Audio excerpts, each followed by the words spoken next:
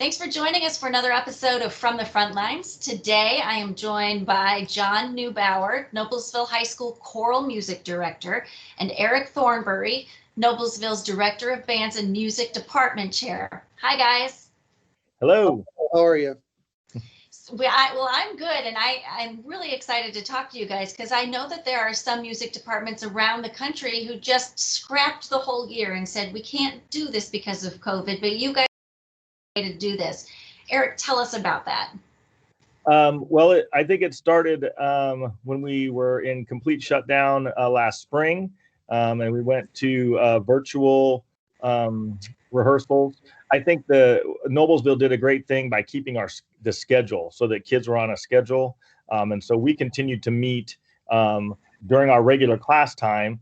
Only it was everybody zoomed in to the rehearsals, and we continued working on some music that we were planning on performing with the hopes of performing it live. And we ended up instead having to do a video performance of that. But that would be one thing that would consider in the future because it was such a cool project that, and we were able to, edit it to make it sound really good.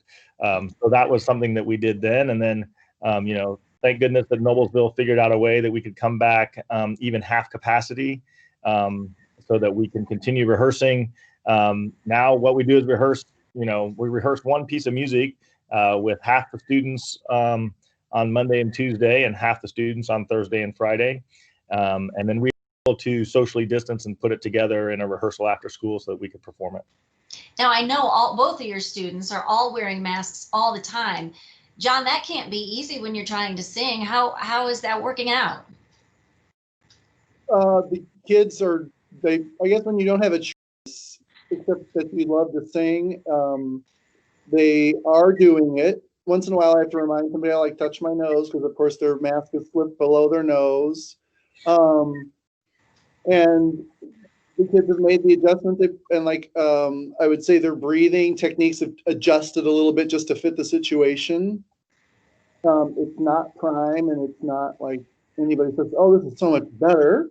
But it is better than not getting to sing at all. And it's better than not getting to, I guess, develop as a musician.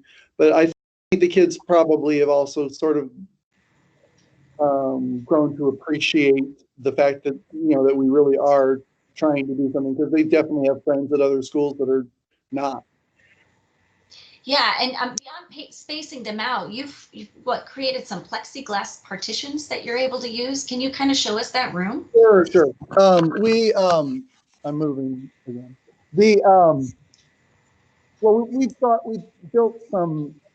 When I say we, I'm talking about parents, because the parents around here are incredible. And we built these barriers, which I don't know if it shows up very well, but this is an 8-foot by 4-foot plexi barrier. So it's like, it's just like when you go to a restaurant or something and you're standing in between the plexi, except it's giant size, so that the clinician can work behind there and work with the kids, or I can work behind there and work with the kids and have, I guess, very little fear of any virus being spread, because the kids are all wearing masks. The clinician, or I'll be wearing a mask. This is the only time I'm not wearing a mask now because there's nobody here. But yeah, we can be behind these and feel pretty safe, and it makes it not so bad. Yeah. Nobody wants to come to work and or to school and feel like they're putting themselves in danger. Yeah, Eric, I know you guys have made some tweaks to your band room too. You want to show us those? Sure. We're fortunate at Noblesville to have a large band room. So with us being at 50% capacity, we're able to space students out 6 feet apart, or actually more. There's green dots on the floor that are 6 feet apart, and a lot of times I'll have the students go on and splitting, which means they're actually 9 feet apart. But you can see we had actually rehearsal in here this morning. So you can see that they are spread apart more than 6 feet. We've also got some plexiglass, not as cool as John's, but they are stands with plexiglass on them so that I'm behind them and you can see I can. I'm the students. I'm comfortable to take my mask off once I get behind the plexiglass. In our jazz band room, they have giant plexiglass on the stand so that not only I'll show you the bell covers, but they're also getting an extra protection from the plexiglass. So we've been fortunate in that. We also have some plexiglass trifold barrier that are not quite as big as John's, but they kind of do the same function where they can spread out or they can fold out so that they create the barrier between the teacher and the student to help spread the spread of COVID. I do like, I was going to ask, the kids are wearing masks all the time, but how do you do that when you're trying to blow into an instrument? Well, we do a couple things. They have to stay masked up the whole time. So if they're wearing their mask, and we ask them when they're done playing, they can take their mask down and just put their mask up. We are now getting students masks that are actually designed for playing an instrument. They have the cool N on them. And so the students can actually keep the mask on, and then it takes a little bit more time and it takes a little bit of practice with it, but there's a slit so they can actually go inside. So they can wear a mask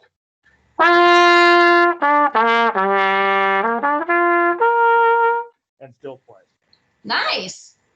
I see a little gizmo on the end of that trumpet too. Tell us about that. All of our instruments, every instrument we have has a bell cover to help with the aerosols that would come out while you're playing. Although I think those are really very, the study shows that there's not as many aerosols when you blow into an instrument as you would think. There's been several studies done on it. But for any that do come out, this helps diffuse those. We have these made for all of our instruments, even clarinets, oboes, all use those. We have, if kids lose them, we have plastic ones that will actually also go over the bells. We have different sizes. And we can, some kids actually do both. They'll do both. We don't think when we went to perform that these plastic bowl covers that our assistant Bethany Robinson came up with looked that good. So we have both. One's kind of for rehearsal and one's more for the performance. So we are doing all of those things so that the kids can keep playing. And that's, so far it's been working really well. You both mentioned performances. John, you guys actually took your concert outside earlier this month. Is that right? Yeah, we were out on October 1st. Unfortunately, it was a drizzly day, but that's okay. The kids wanted to sing because they haven't sung in an organized group since, I guess, the middle of March of, like earlier in the spring. And we were in the front parking lot of the high school, and we had a good sound system. I mean, I could hear when I would step away, I could hear them singing, which is pretty amazing in itself. And we had a good crowd that was told to wear masks and bring their own lawn chairs. So everybody parked somewhere else and then walked over to the, I called it the amphitheater, even though it's really just the front of the school. And they were all distanced, and the students were more than full, and so to keep the crowd smaller, which is the opposite of what we usually, everybody loves to sing for a lot of people. So we had to make that adjustment, but it turned out okay. And the kids had a good time. Eric, what about you and the marching band? We were able to host a marching band invitational. It was not judged. There were actually 2 other schools that hosted kind of a showcase. We had 8 schools that came to our football stadium to perform for judges and comments. We had to be, I think we were at like 35% capacity based on the Hamilton County Health Department guidelines. We submit a plan and it has to be approved.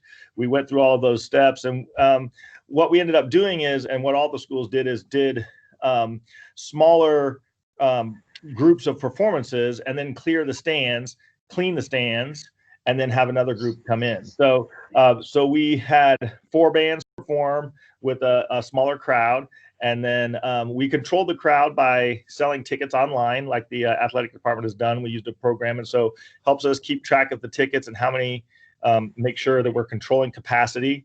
And then we clean all of those parents and fans left. Our custodial crew has been amazing. They came in and did their disinfectant, and we had like an hour built in between the two. and then a next group of fans came in and did the same thing. So, and we took that same approach with our fall concerts. We were socially distanced in the auditorium and performing for, about a 35% crowd, all wearing masks. And again, just we can control the numbers by using an online ticket program. So I've talked to a lot of school officials, and some have said that, while a lot of these modifications that you have to make can kind of be a pain, that require extra time and money, that there are some things that they've changed that they may keep long after the pandemic. Is there anything that you guys have done that you might consider still doing after this is all over? I definitely think that the ticket program and just being able to track the number is something that we would consider. I do think there's a lot of power in the video conferencing and video lessons. And that was a thing that was actually happening some places, like private lessons were being done virtually before the pandemic. And I think that it's a great way to work with a student one-on-one and really get into how they're playing and help them improve as a musician. You can do that just about as easily virtually as you can in person.